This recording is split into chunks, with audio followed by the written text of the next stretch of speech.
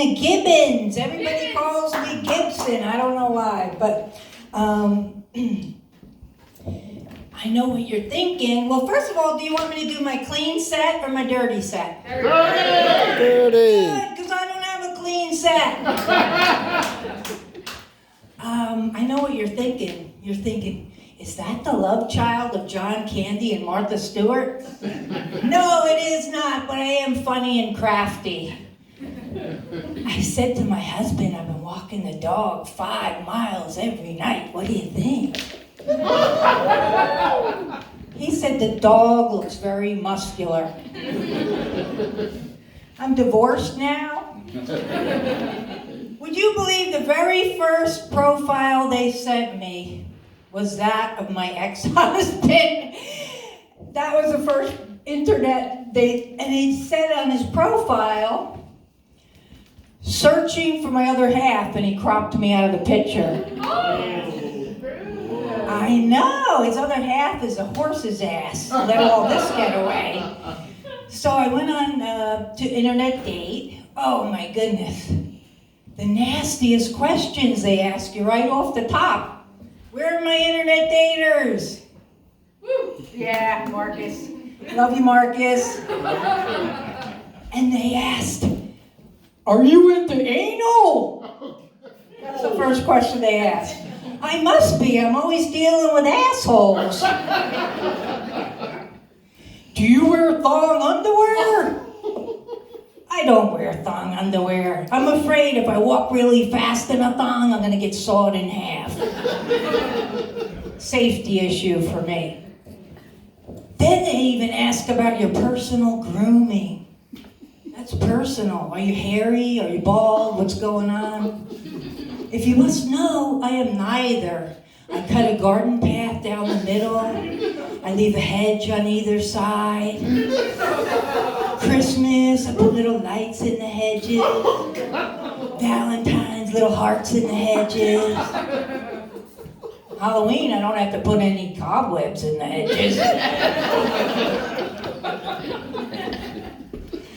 So I met one guy I went out with, a multitasker. He could grill a burger, smoke a cigarette, and watch his son almost get hit by a car all at the same time. Then I went out with a guy, and he was all covered in tattoos. The only ones that bothered me, it said Mom across his knuckle and Dad across the other knuckle. So whenever we get intimate, I'd be like, oh, your mom's hand's on my boob, your dad's hand's in my crotch. And then he would just switch them. Like, how is that helping me? I don't get it. Then I finally met someone. I thought, this is it. We have a lot in common. He was a man looking for a woman.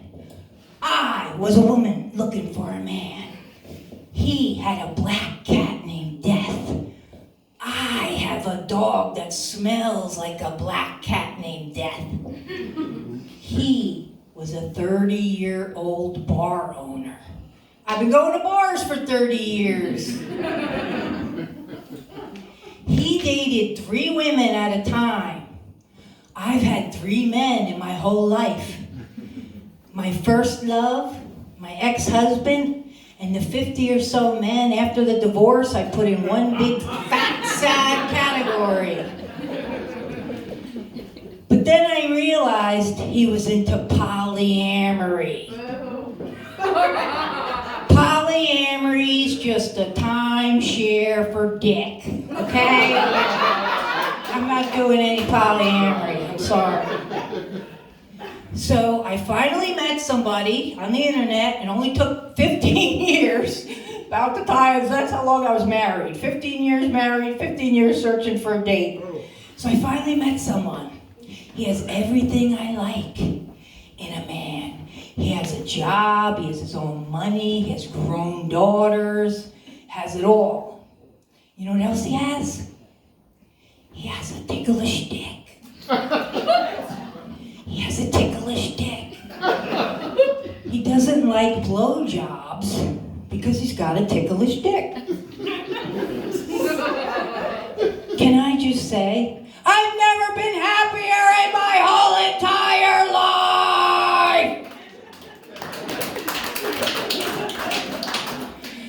Yeah. And I am the guardian of my older brother. He's disabled mentally. So he's like 70, but he's like 12 physically. Well, you know what I'm saying. So anyway, my mother asked me to take him under my wing, so I call him Bird. So I've been taking care of him for 10 years. Whenever I'm doing something, like I was trying to stay up with the trends and I was listening to Cardi B, the WAP song. So he comes in and he says, what's this? What is she singing about? So what do? I lie to him. I tell him she's singing about wings and pizza. What does he do? He goes out and he invites the new neighbors over for some of his sister's WAP. Hot and fresh. So Saturday night, these two new neighbors come over in these plastic outfits and they got a big bottle of Hennessy and some condoms. And I said, oh, I'm just a nice Catholic girl. Now I'm a Methodist, and my Methodist to stay out of trouble. I could offer you some wings and pizza or waffles and pancakes, but that's all I got for you. Oh, I'm downsizing, by the way. I'm selling a used queen mattress. Do you know who you'd never buy a used queen mattress from? Cardi B! You'd have to wring that thing out. I'm the third youngest of 8 kids.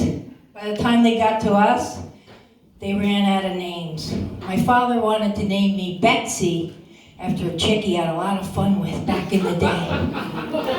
My mother said, no, we can't call her Betsy. The kids will call her Betsy Wetsy. We'll call her Regina. Regina? That's no good.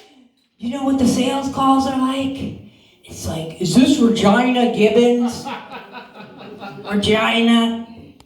Jake from State Farm, are you calling me a redundant twat? So, my parents were born during the Great Depression, which is funny, because they're the source of my Great Depression. They always said things, they put Marilyn Monroe up on a pedestal, and then they would compare her to mundane things like, oh, this is the Marilyn Monroe of meatloaf. When our dog was getting humped in the backyard, it wasn't because she was in heat, it was because Bootsy was the Marilyn Monroe of beagles. When I was being touched by 3 out of the 6 males in the house, it was because I was the Marilyn Monroe of children, of course. Don't worry, I'm the Marilyn Monroe of survivors. And you have been the Marilyn Monroe of audiences. I have to go home now and not blow my boyfriend. I hope you understand. Okay, thank you. I'm Gina Gibbons.